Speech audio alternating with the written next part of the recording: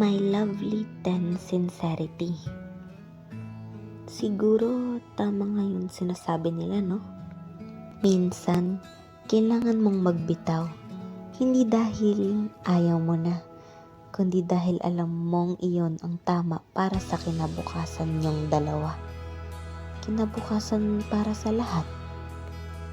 Totoo pala talaga yung came as strangers and left as a family, no?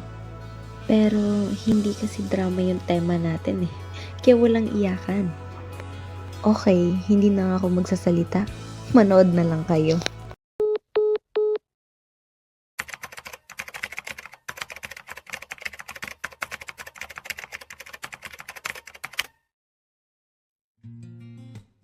Anong klaseng estudyante nga ba ang mga ten sincerity? Ang sinabi ng ten sincerity, sa chat, puro biro lang.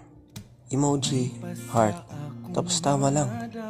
Pero may bigat sa bawat pangalan binabanggit. Pag tumingin, wag mo siyang gawing laruan.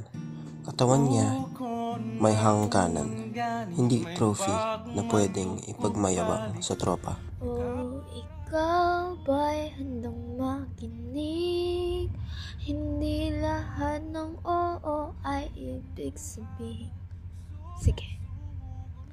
Bago ka kumapit, mag-isip, pusurin niya. Galang sa lihim, galang sa dibdib. Pag sinabi niyang tama na, doon ka rin titigil. Hindi sukatan ang dami ng naaakit. Tunay na tapang yung marunong umiwas sa sakit.